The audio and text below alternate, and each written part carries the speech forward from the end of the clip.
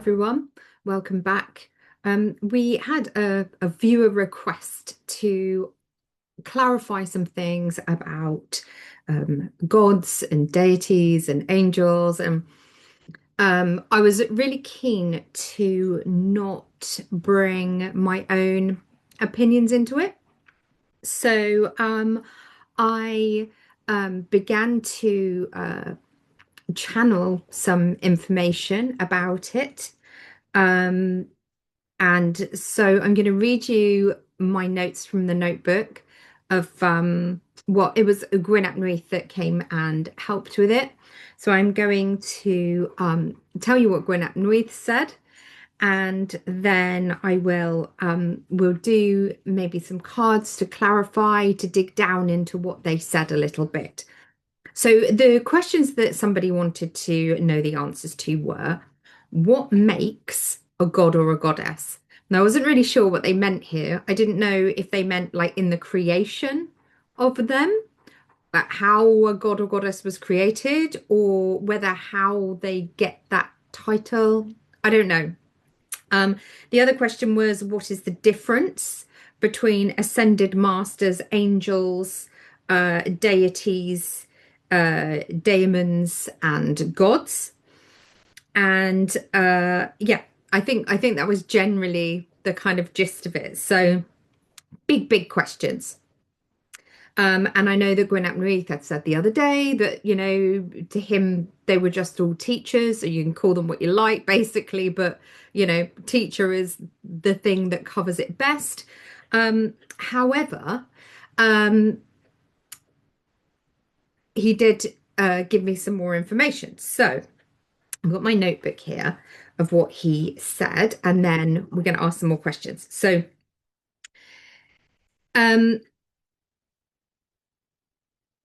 when I've asked about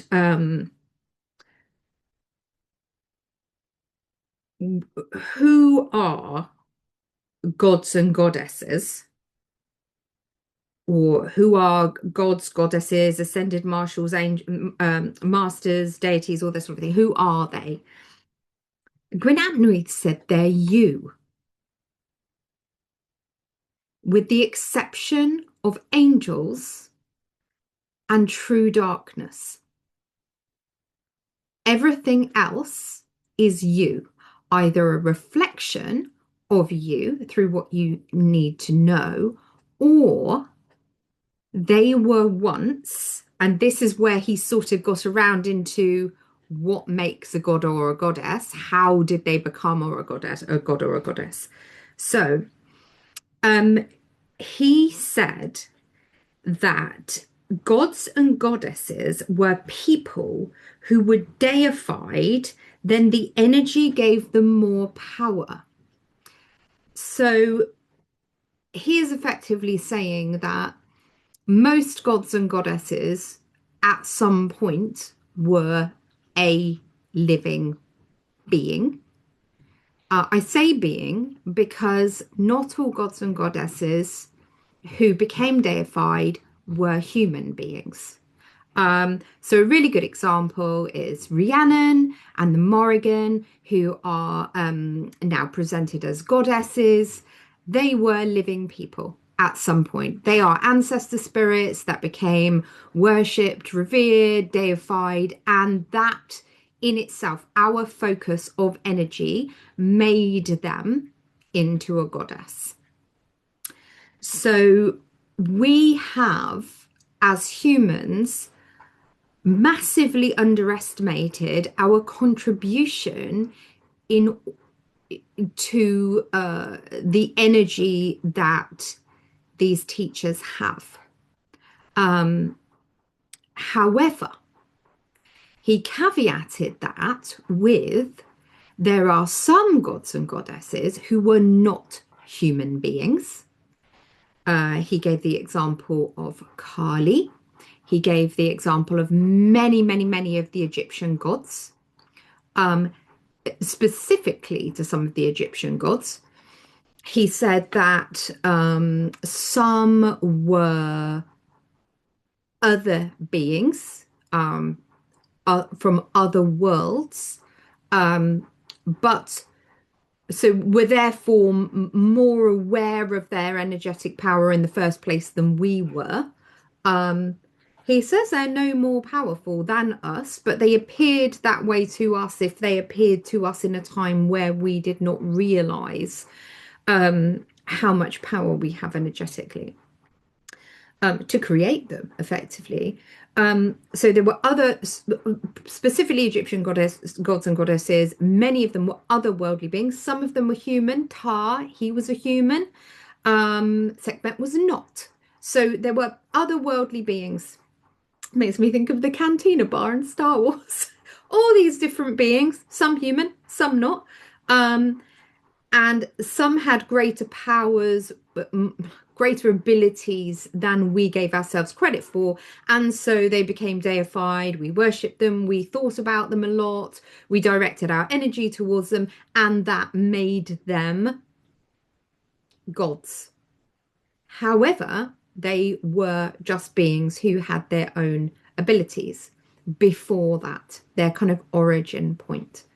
But specifically with Egyptian gods, Gwyn said there were some Egyptian gods and goddesses that were not people at all, any being at all.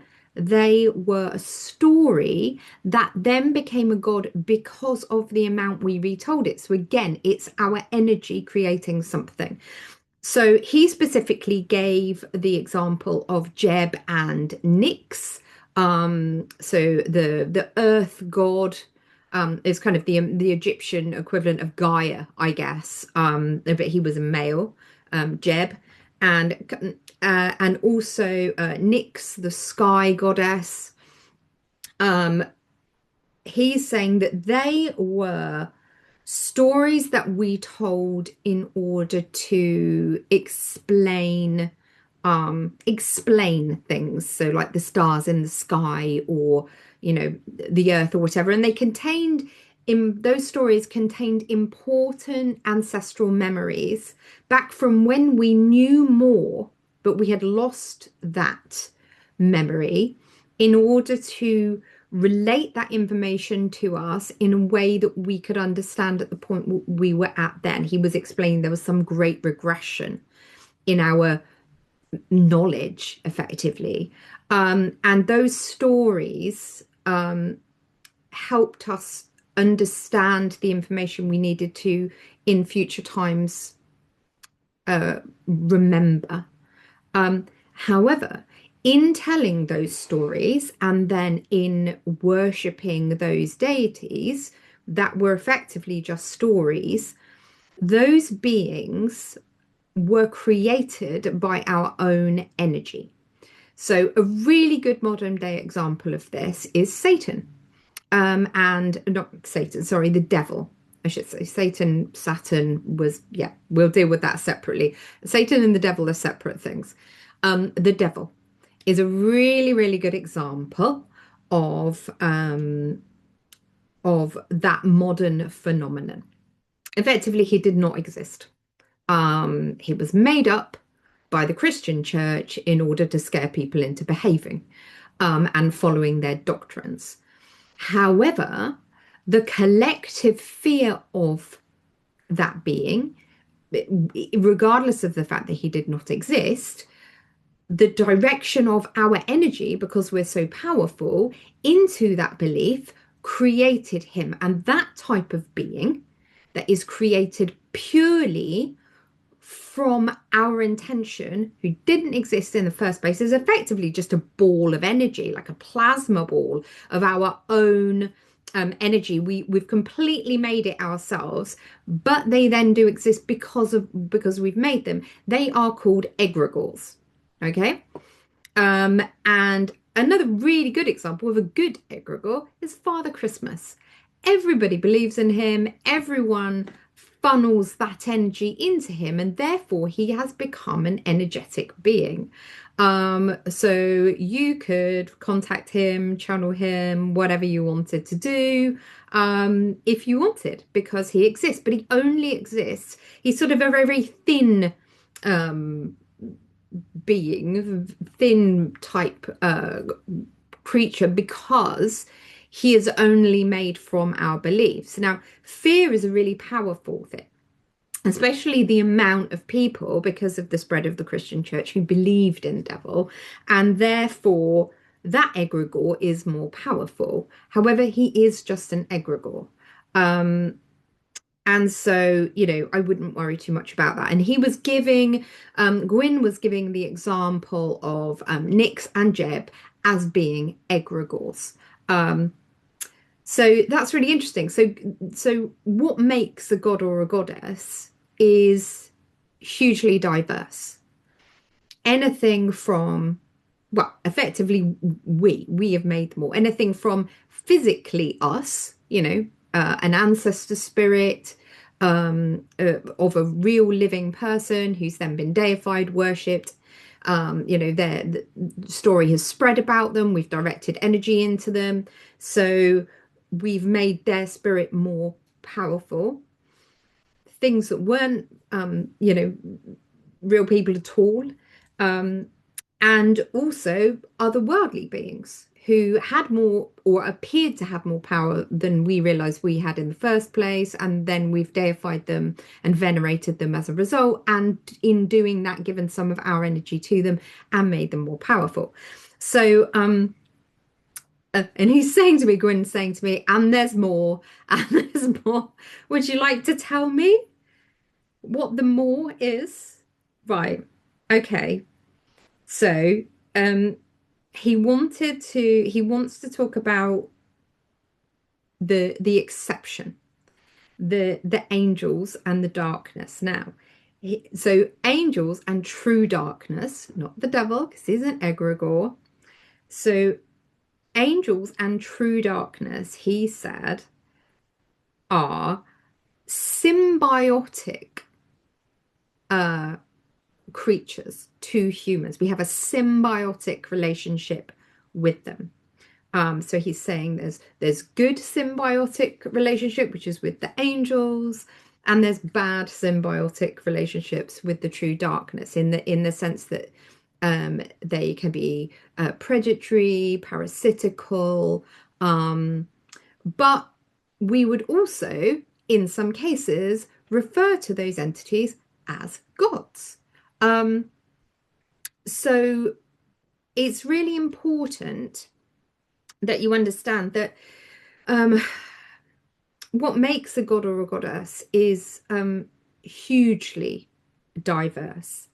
Now, obviously, ascended masters are, and I will say beings again, because they're not all human, but they are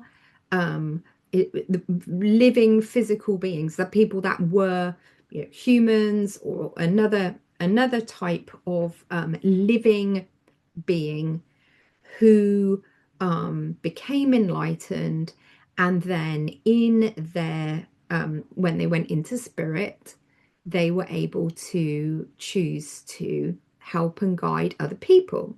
And this is why Gwyn refers to all these people, even the darkness, he's saying with the exception of the parasites, as teachers, because they all have something to teach us about ourselves, about the world, about energy, about everything. But ascended masters specifically were enlightened beings who have then gone on in spirit to help when they are no longer incarnate. And so they help from the other side effectively. And this is the same as daemons, which is an ancient Greek word to describe very learned or enlightened people in ancient Greece who then, when they passed away and were no longer incarnate, came back to guide and help people who were incarnate. So effectively, daemons are the same as ascended masters. And this is why my argument is that Gwyn ap Nuith is an ascended master, more so than a god, even though Druidic practice does sort of venerate him in their rituals, because Gwyn's role is to teach. However, he chose to stay at a lower level so he could help people um, who could see him who were on a was sort of on a downer effectively, or not in a good place, um and or were just very grounded and very earthy, and that was their kind of natural frequency, and he wanted to help those people enlighten. And it may be that actually people who then started off working with him, as they became more enlightened and more at peace with themselves, actually could no longer work with him because they couldn't see them anymore. Now, that's not the case anymore because Gwyn has changed his energy. He's retired effectively from the role he was doing. He picks and chooses what he does now for various reasons. It's a long story. To do with all sorts of things. I've made a video on that. If you want to go back and look at my Gwyn ap Nuith, Who Is He Really video, I talk about that in depth about why that might be. But effectively, Gwyn ap Nuith was an ascended master, but he now working at a lower level, but now he is able to ascend. And this is also true of some of what we would call dark gods and goddesses. And this is where the Christian church has got it a bit wrong, really. Dark gods and goddesses are not the same as true darkness. They are not the same as evil at all. They are simply another method to teach you. So you could get an angel come to you, and or a sort of very ascended master like Babaji is a really good example, who could come to you, touch you, give you Shakti power, awaken your mind, and you learn how to develop as a soul in that way. Equally, if you've not been listening, or it's better for you to learn a lesson in a particular way, you may get a dark god or goddess come to you. It may be that they are best placed to meet you where you are, because you might be very in a dark place, and then a dark god or goddess may come to you. It may be that you need someone who has been through similar things to you. Lilith is a really good example of this. The Morrigan, Hecate, these were all living beings that had living humans, all of them, who had things happen to them that formed their experience and what their expertise is in helping and teaching, and what they went on to choose to fulfill as a role. Now, Hecate and the Morrigan, went on to become gods, goddesses, effectively, because of how they were venerated and worshipped. Lilith, to a degree, she is referred to as a goddess. She is much older as well because of that. But her way to being a goddess, I think, her path to being a goddess was different. And maybe we'll get into that in another video. But they are able to relate to people who have suffered trauma or loss, or are struggling with internal rage, or feelings of injustice, or of being done wrong by the patriarchy and things like that. So specifically women that have been disenfranchised or whatever. And because gods and goddesses and ascended masters and all your guides, all your teachers meet you where you are, you get the ones coming to you that embody what you need to learn at the place where you are energetically. And sometimes they're dark god and goddesses, but those dark gods and goddesses are not evil. I would say in some instances they're more primordial. Certainly in the case of Kali, for instance. Um, but they're not bad. You wouldn't say that a wild animal was bad, would you? You would just say that that was its nature. And you know they have good sides and bad sides, and I think that's the same of dark god and goddesses. Not that I'm likening them to animals, but I think it's easiest for us to understand if we think of the way the archetype presents as, you know, the Morrigan being a goddess of warning and of supportive motherliness, but also of yeah, betrayal and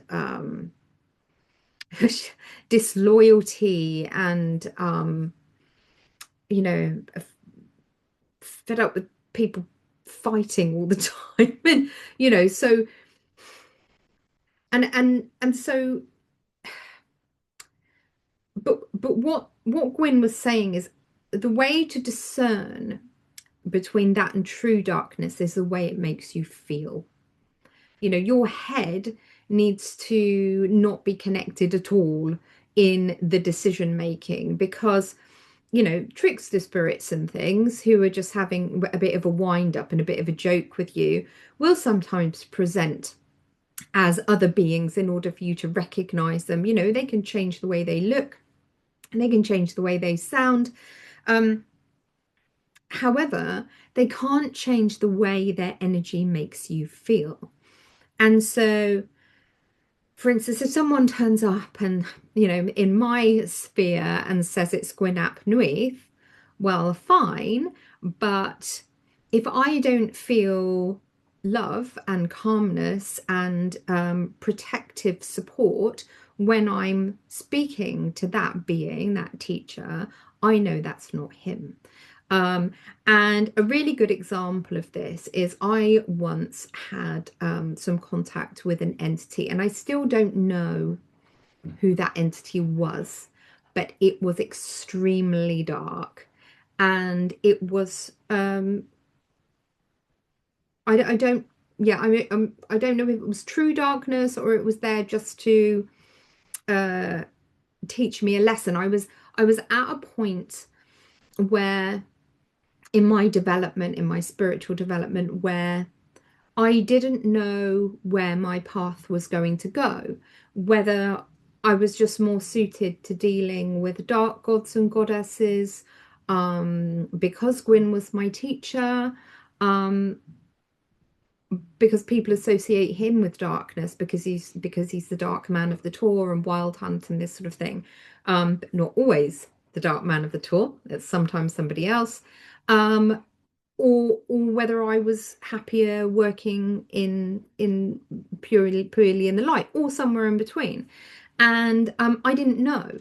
And I didn't know how I felt about it. And so in came this entity, this being, and it literally showed up in my mind's eye energetically as an apex predator, as a great white shark.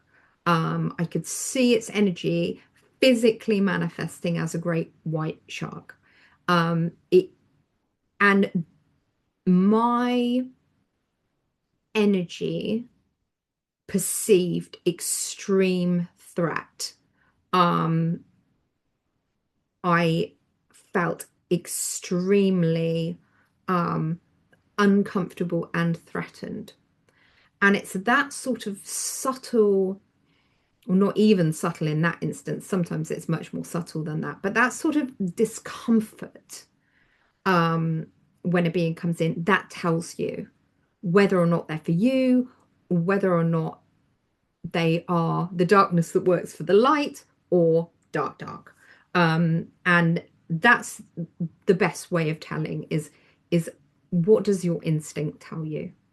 Um, and actually, Gwyn said a really important thing about this that I wrote down. He said, "You are unlikely to come across true darkness in your lifetime. That is not human." There you go.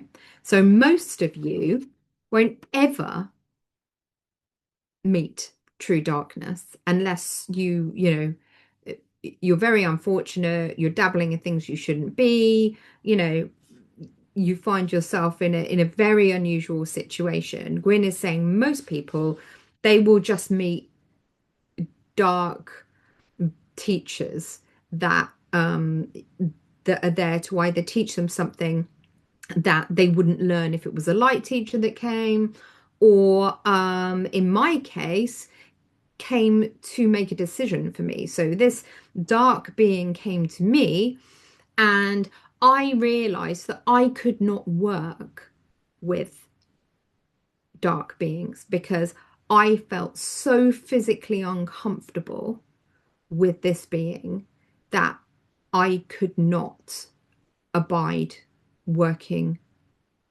with those sorts of beings. That being gave me exactly what I needed, because the lesson that I needed was to decide where my path lay, and my path was not that way. And so you could argue, and this being, even though it literally was an apex predator being, literally presented like that, it did not harm me. It did not attempt to scare me. It did not do anything that would have harmed me. Um, Even though I felt as if I was going to be harmed. And I think that that was a really good example of how the darkness teaches what you need to know, because in came this terrifying creature, and it was, call it creature, it's probably some amazing dark god or something, I don't know, he never identified himself. However, it gave me, well, it taught me discernment. And it also showed me how my body would react if I was dealing with dark entities, and it was not good. So that answered my question. The question that I'd been juggling with: who should I work with? How should I work? Well, I can only work with, lighter energies or more ancestral energies. Very much darker energies, and darker male energies make me feel really uncomfortable. And there you go. I couldn't answer that question. I had spent ages and ages thinking about it and couldn't answer it. And that one interaction decided it for me and made the choice for me, because my soul and my body made the choice. And this is exactly the purpose of dark entities, dark gods and goddesses. However, that's quite an extreme example. That was a really extreme example. I would, my closest guess is this was some sort of god or goddess, or a teacher who had been working with someone like Aleister Crowley. It was very red magic-y, I wish it had told me who it was or who he was. I got the feeling it was male, but I think that was unnecessary, and it wasn't the purpose. He was brought to me to teach me how to progress, and sometimes you need to do that by knowing what you don't want as much as what you do. So little random rant over, back to what Gwyn ap Nuith was saying. So he was talking about dark gods and goddesses. I think somebody, the viewer who asked the question, asked about engaging with all beings. So first of all, we are saying, Gwyn and I are saying, see how you feel. If you don't feel comfortable, don't engage. Just say no, thank you.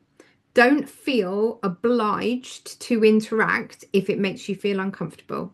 No one's going to be offended. Your soul is sovereign. You can't sell your soul. You can't give yourself away. It's completely sovereign. You're much more powerful than that. You can just say, no, thank you. You're making me feel uncomfortable. So either come back in a way that doesn't make me feel uncomfortable or no, thank you. That's fine. No one's going to get upset. However, Gwyn said engagement is their purpose, though, because they're teachers. So all of these beings who come to you and these teachers that come to you, that's their job. They are there to help you progress spiritually. So don't feel obliged to interact with them, but that's why they're there. They're there to teach you something. Unless they're a parasitic energy, but your soul will tell you that. Your instinct. And Gwyn said, they are there to teach you. They are pleased to engage with you unless you are deliberately rude. Okay. And he explicitly said, saying no, thank you, not today, because you're busy, because you don't want to right then, because, they're making you feel uncomfortable. You don't have to give a reason. Saying no, thank you is not rude. Okay. You heard that from the horse's mouth. That's what Gwyn Appenweith said. Right. And then I specifically asked Gwyn Appenweith, what do you say about dark entities and beings? And he said, you can learn from them or you can be harvested. Some cannot even see you if you are high vibrational frequency or happy or in love, only if you are afraid. So the very dark parasitic beings, some of them, if you are in a place of love for self and comfort and you're not feeling fear or anxiety, they can't even see you energetically. You're just invisible to them. And Gwyn said some work for the light, a few feed, he said. And I double checked that. I was like, really? And he talked about some instances like the Leonard Society. Don't go looking into that. Yeah. Where they feed with their own energy and other things this thing in order for, yeah, don't go there. And he said, however, this is a very few. Okay, very few. So again, don't be overly concerned because you are stronger than you think. This is what Gwyn wants you to know. You are so powerful. You can just say no. And if you mean it, they can't do anything. Okay. And you're very likely to come into contact with true darkness, as he said. And he said you can prevent them with intention because you are more powerful than most of them. There you go. You are unlikely to come across true darkness in your lifetime that is not human. Don't go on how they look, go on how they feel. So there you go. That's what he said. Oh, he also referred to gods and goddesses, specifically the ones who had been who were incarnated and had evolved into gods and goddesses that way, not necessarily human beings but other beings. He referred to them as the first ones. So there is this sense that gods and goddesses are very ancient ancestor spirits that in being venerated have become more than that, in the sense of like it's almost like an ascended master ancestor spirit and an egregore, and you've sort of put it together and it's made this bigger thing. But have respect for them. because, they've been here for thousands of tens of thousands of years. In Lilith's example, gosh, she's, she's older. She was Mesopotamian. She's really ancient. She knows her stuff. These are um teachers that we should not disrespect because they are extremely learned. They are very wise beings, and also they understand more than us. So, because they're existing on the energetic plane, they understand what's going on far more than we do. Unless you're like a sat guru and you know everything that's happening all at once, um, then that's the sort of level of respect that they deserve because they know everything that's going on. They understand the bigger picture. They might not always agree with it. Sometimes the Morrigan gets very frustrated by specifically Bave from the Morrigan, that face of the Morrigan sister. She gets very frustrated with what's happening and wants to change it and gets so quite fed up with the way things are going and impatient for the change that needs to come and things like that. So, even these teachers, even when they are a god, even when they can see everything that's going on way more than we can on an energetic level, that doesn't mean they always like it. That doesn't mean they don't get frustrated, you know, um, especially the ones that were human, were incarnated as humans. Um, I think it's, they have a humanity about them that we need to respect. Um, and treat them in that way. And I was listening to a really interesting podcast the other day, and a lady was talking about how she was like an animal whisperer, and she was talking about a conversation she was having with a cat, a living cat, and like a psychic conversation. And this cat told her that it was a god and it had been reincarnated. He had come down and been incarnated as a cat just for the hell of it, just for something to do, and to help and to, have a bit of a holiday effectively, which I thought was hilarious. But so you know, there's things that we don't understand at all. And without that sort of conversation with a cat, would not even conceive, with gods and goddesses, the stuff that they do or can do, or, all sorts goes on. I think I have covered all the questions that the viewer asked. I think it was Larissa. Apologies if it wasn't you, Larissa.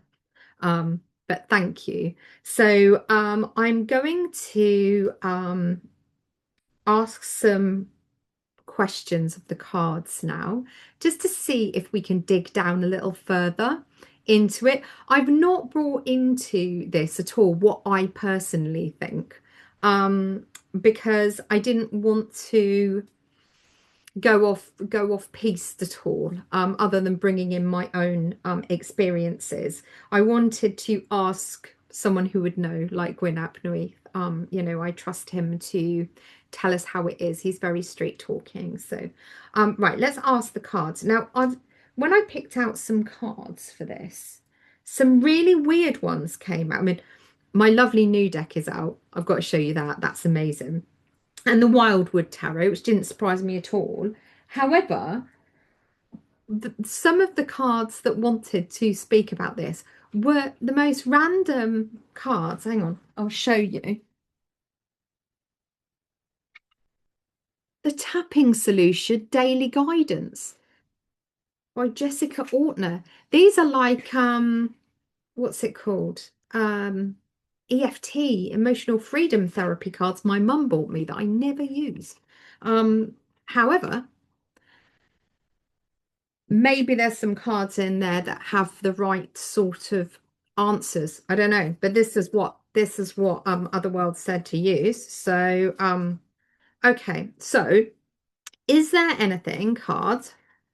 Is there anything you can tell us about what makes a god or a goddess? What makes an energetic being become a god or a goddess? Or were they created a god or a goddess? Gwyn's saying that that's not the case, even like Zeus and all that sort of thing. Ah, sorry, Gwyn has just said planets. Planets. You, right. Okay.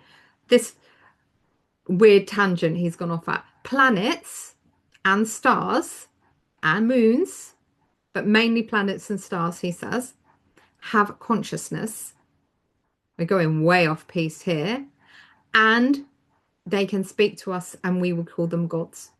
And they have not been created, they just exist. Like Gaia. There you go. He's giving us like Gaia, right? She just exists. She just is. She is the consciousness of the planet.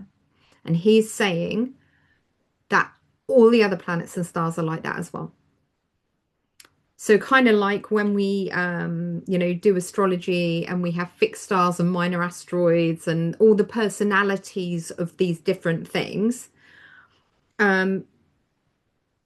they actually have consciousnesses and they can come and speak to you and you would call them a god because of the way their energy feels. They would present as a god. They're actually a planet or a star. There you go. Thank you, Gwyn, for that little aside. Right, so what shall I ask then? Are there gods that were created gods, that were always gods? Are there gods that were created gods that were always gods? Because Gwyn's saying not really.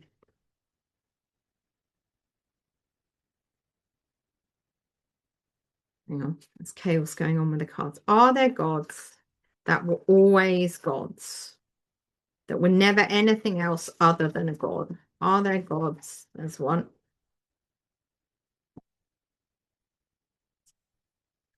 I choose to respond with compassion.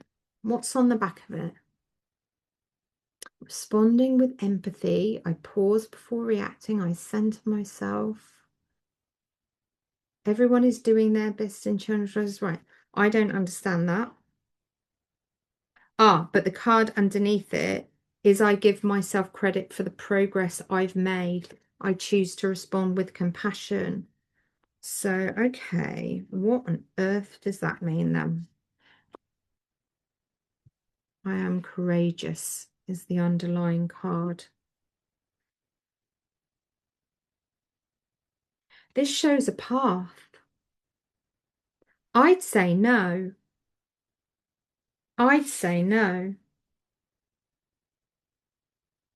So what's on here? That's two swans. They mate for life. So that's talking about things being made, born, and a path to divinity. I don't think so. I don't think that any god was created a god.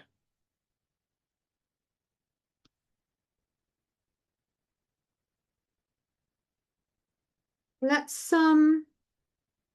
ask my new deck. I'm so in love with these cards. This is my brand new deck. I've not even really used it properly because it's been cleansing. This is the Magical Hours Tarot by Cecilia Latari with illustrations by Fabiana Bellamy. And my goodness me, these cards are they are beautiful. Absolutely beautiful. And the illustrations, oh, yeah, I'm quite taken with them. Right.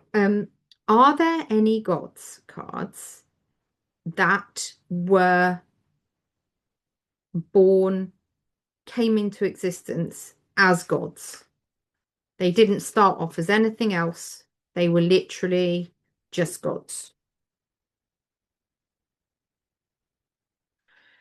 Okay, so we've got the King of Swords,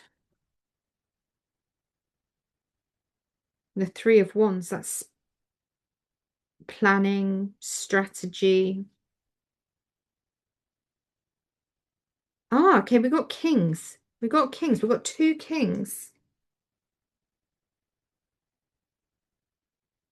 We've got the King of Swords and the King of Pentacles, both of which make me think of Gwyn and So two kings. So I wonder what those stars are in the background of that. And look, he is the King of Pentacles is being worshipped as a god. Look, you see, there's people bringing things to him there. And the underlying, so I wonder, so this could potentially be two male deities, the kind of bull god, the creator god.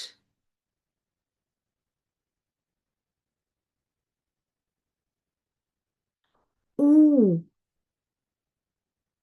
is it us? Is it us? Was there any god, or what we would refer to as a god, that was created a god? And look what we've got. Look what we've got. Yes, they're both male, but I think that's by the by. We've got the King of Swords sitting on a cloud in the stars, right? He's got crows in the background, which are the pickers clean of the carcass, the journey, the soul journey. He's got a lovely flower. He's got the sword of truth. And then we've got the King of Pentacles, who's got the sun coming up above him. So we've got day and night. And he is physically manifested as a god. But the underlying of the King of Swords is the Three of Pentacles. It's underwater, it's planning and strategy. But again, it's very down manifest on the ground. It's almost like we've got him up in the clouds and down on the ground under the water on the planet. And then we've got him very much as a god. And then we've got the Ace of Cups, which is love in the field as a human being, holding the cup with the fish in. Look, fish. She's got a fish in her cup that she is holding in her hand. I think the only being, living thing, or the only god, or what we would call a god, that was born a god is us. Our you know how Gwyn said that our individual humans are the fruit of the tree. There is a mycelium, there is a one entity. Our higher consciousness is a being. I think that's what they're saying. I think they're saying that the only thing that was born with that level of power was our collective higher self. I think that's what they're saying. That's blown my mind. I wasn't expecting that. I'm going to double check because this it's not that much of a different deck. I mean, they do mean what the general tarot means, but you know, there's stuff in there. So this is night and day as well. Look, night, day. The King of Swords, night plants. The King of Swords is a strategist. Oh, and the underlying is strategy. What is this? There's a strategy. So there was a plan. He returns everything to rationality. His elusive and magnetic mind is that of a great observer. Oh my God, it is us. The answer's us. His speciality is innovative solutions. He is the master of lateral thinking, but because not only does he have a great rational mind, but he also possesses creative and imaginative skills. It's us. Like any king, he is someone who puts his great experience to use, who has studied and worked hard to be who he is today. He does not forget to take his emotions into consideration. There's the Ace of Cups, the human being with the fish, the strategy, holding the strategy in her hand on the earth plane. Wow. He goes straight to the heart of the situation with clear sight. Wow. And what does it say about the King of Pentacles in here? Because that is quite a card, isn't it? I mean the bull god. Look at that. And he is middays. That's the high sun and the night, the day and the night. The everything, the whole cycle. The King of Pentacles expresses great wealth as well as great generosity, so truth and abundance, which often go together. He is someone who notices your work and promotes you, someone who helps and supports you because he can, someone who creates happy opportunities for others. The King of Pentacles accumulated wealth without losing his sight of humanity, the sight of humanity. And there is your humanity underneath. This is a powerful lesson. How much wealth is there in a gift? And there's your gift. The world has its equilibrium, and there we've got day and night. And the King of Pentacles, who has experienced true nourishment, knows how to give back what life has given him. He embodies one who truly includes, welcomes, and integrates because he knows that in sharing, he increases his wealth and joy. Oh my God. The answer is us.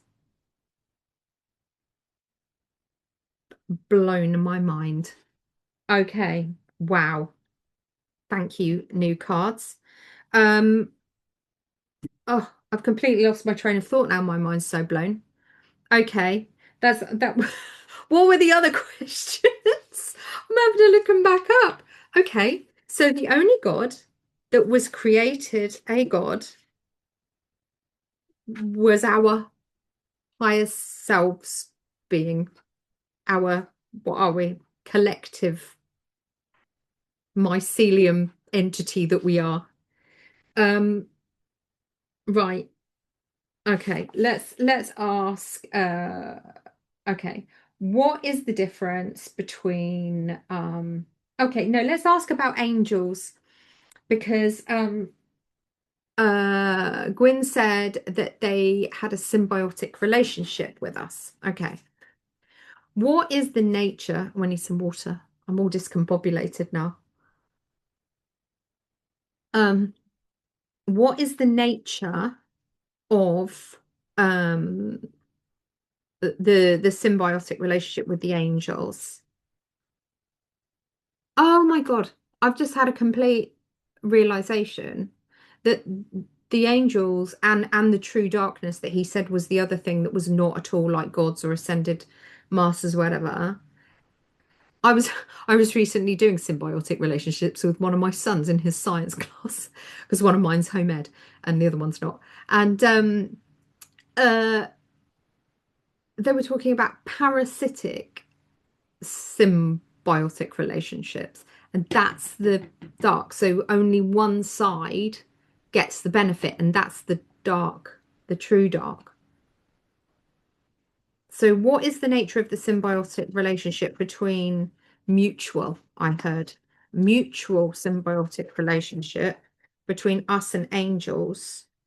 So we've got the Queen of Wands.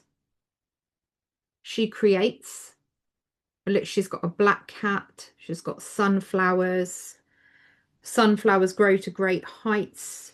She's carrying a wand. She's got a throne behind her.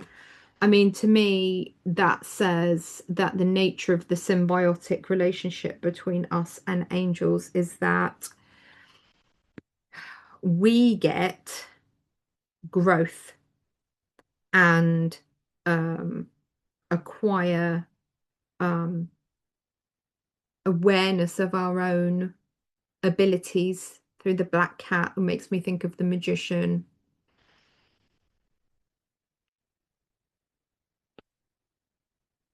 Yeah, and look, the next card is the Knight of Cups,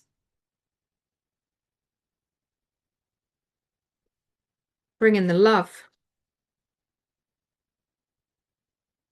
So the nature of our symbiotic relationship and the Page of Cups as well offers opportunities, opportunities of love. But look, she's on a stormy sea, isn't she? It's kind of emotional. She's sitting on a fish. She's there looking all serene. It's almost like it's almost like she's the angel and we're the we're the mucky underneath bit. And there's a ship.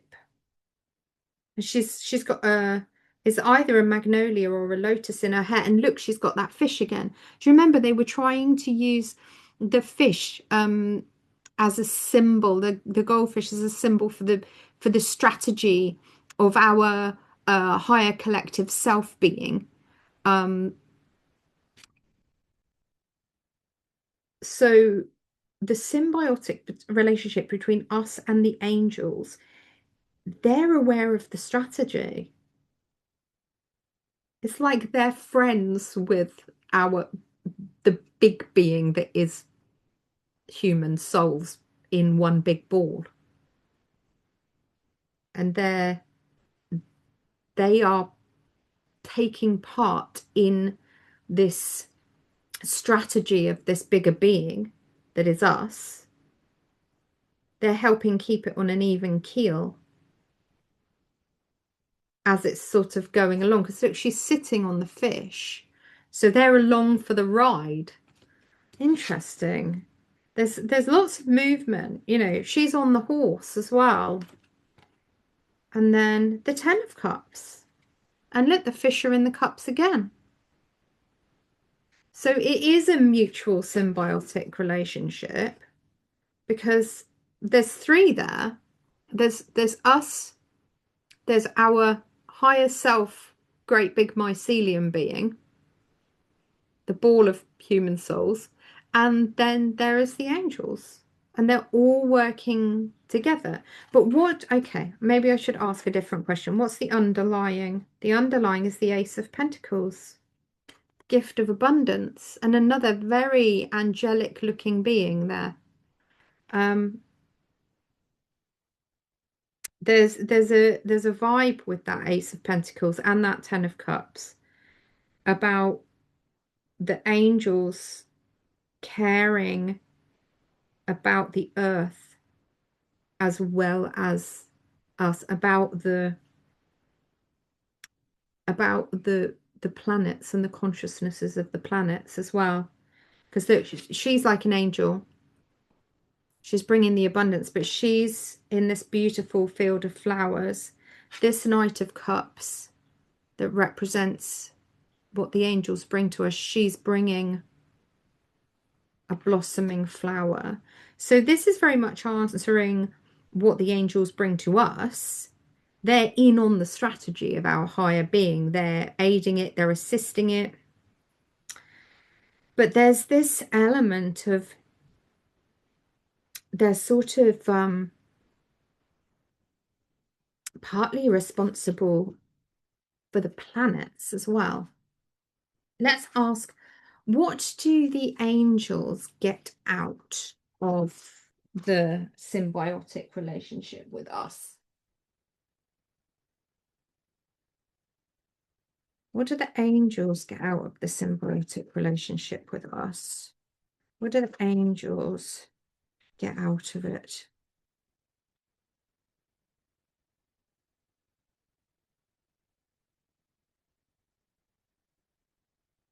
Same cards. Well, not exactly the same cards, but there's There's the Nine of Swords. So what do the angels get out of it? That's protection, boundaries. The Nine of Swords. And look, there's like a dark angel, a fallen angel looking over it. They get, is that them getting to protect us or us protecting them? That's strange. And then we've got this being part of the strategy, part of the keeping the equilibrium. And the underlying cards were the same cards as we had before. The underlying cards were, it's almost like it's their job. Can you clarify the Nine of Swords, please, in this reading? Page of Swords.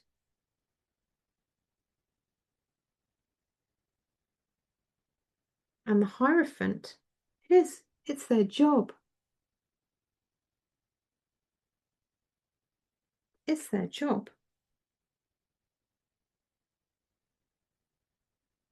Who do they work for then? Do they work for...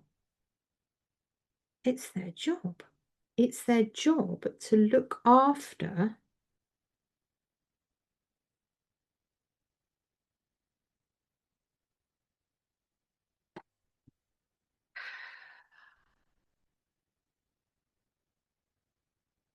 so I asked what they get out of it. But it's almost like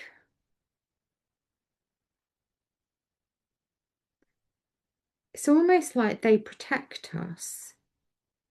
It's their job to protect us. But why? Why?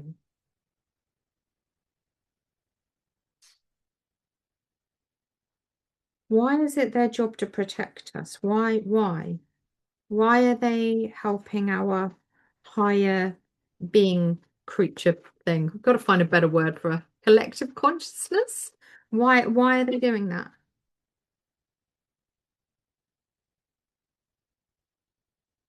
Queen of Swords, there's lots of swords. It's about truth.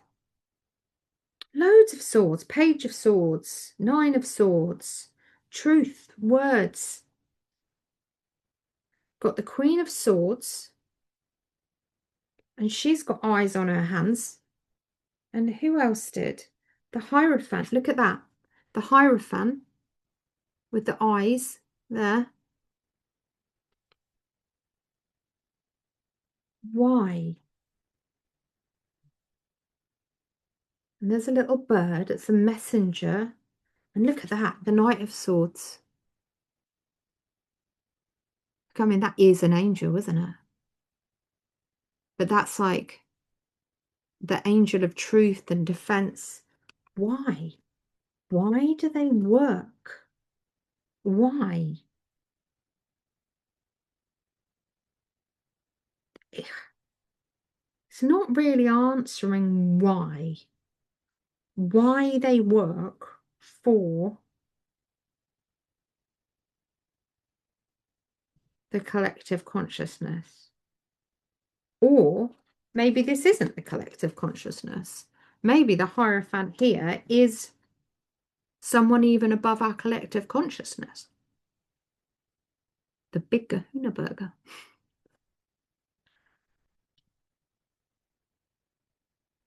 Right, it is. It's like their job. It's like they're bound to do it. They're the knight for the queen. You've got this sense of like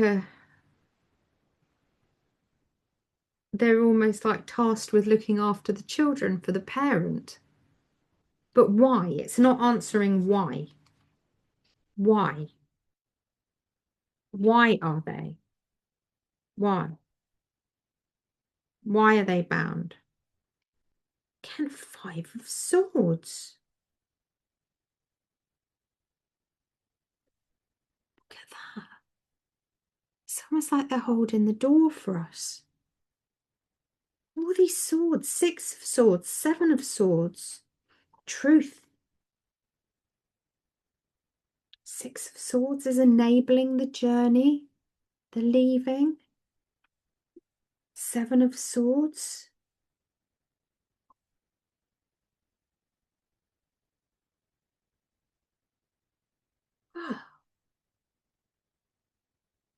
So they're carrying the burden for us, but why? That's taking something, but I mean she's not, she's carrying a burden.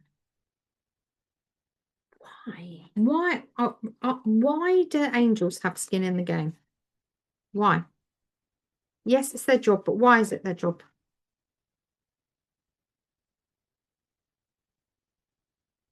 The King of Cups, the wolf, a pack creature, a community creature,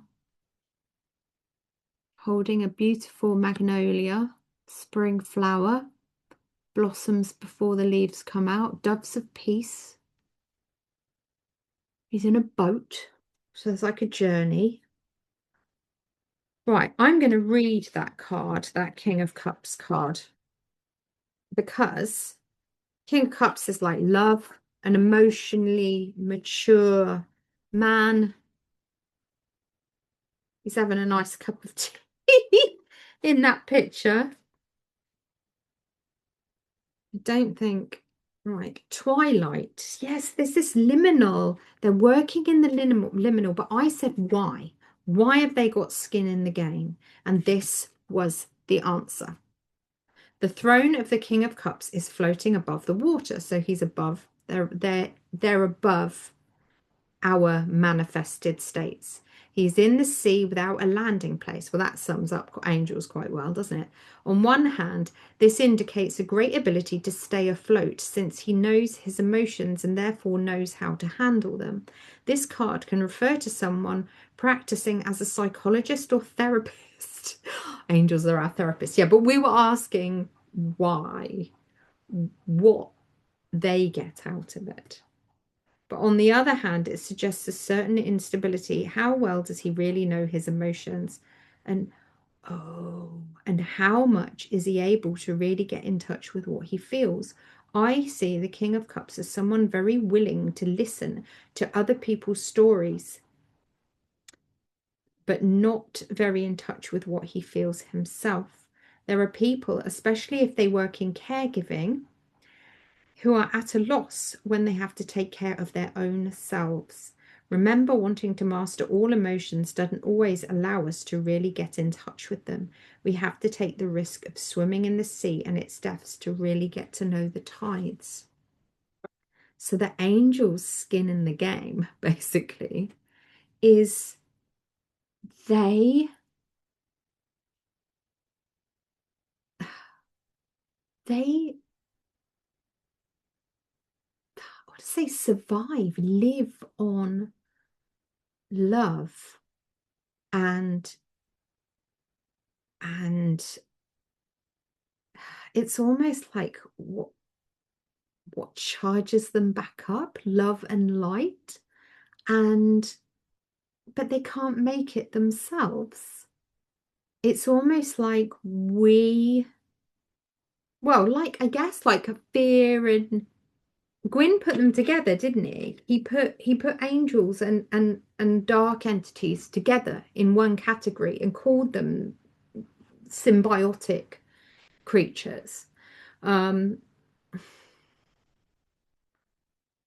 So it's like the fear and anxiety feeds the darkness, but our love and joy and excitement feeds the angels. It's like they can't experience or make their own emotions. So they help us to lift us up because that supports them. And in turn, they give us the means to make the love and the joy by, we got the Queen of Wands, didn't we? Giving us, nurturing us, and giving us creativity and inspiration and support and feeling loved and being able to create. And that in turn feeds them. That's fascinating. Um, I wonder if these cards, the weird tapping cards, back it up. Is that correct? Does our love and light feed the angels like the fear feeds the chaos going on here? Okay, we've got I am enough with a little mouse. So it's like yeah, we are we are what they all need. So they work for our higher selves, almost like a deal. They work for our collective higher self,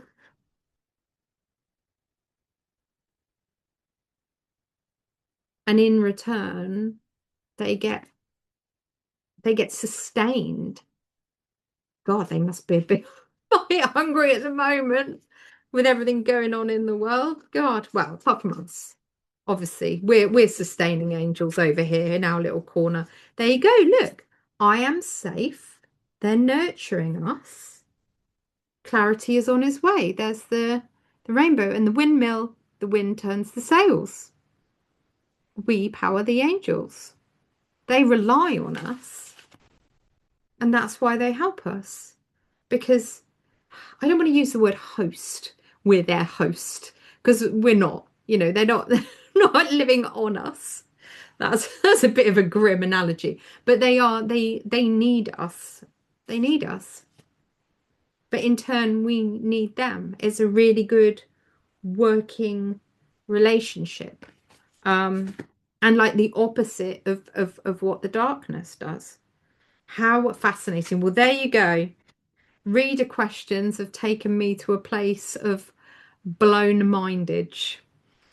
Sorry this video has been epically long. It ended up going somewhere that I had no idea it was going to go. So thank you very much for watching. Don't forget to like and subscribe if you have got to the end of this video. You deserve a medal. And I'll see you again soon.